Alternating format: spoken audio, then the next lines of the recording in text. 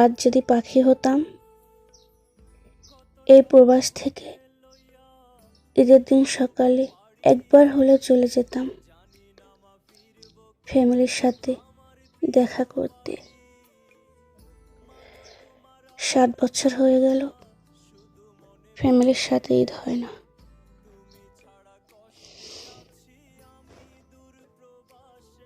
খুব মনে পড়ে সেই সকালটা, যে সকালে ঘুম থেকে উঠে সালাম দিয়ে বাবার কাছে 10 টাকার বায়না করতাম।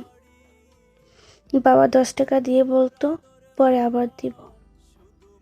সেই 10 টাকা যে কত আনন্দ ছিল। এখন 10,000, 20,000, 30,000 হলেও সে আনন্দটা পাই না। এখন 50,000 টাকার বেতনও মনে হয় ওই 10 টাকার কাছে তুচ্ছ। মিস ইউ বাবা, আই মিস ইউ। খুব মিস করি তোমাদেরকে।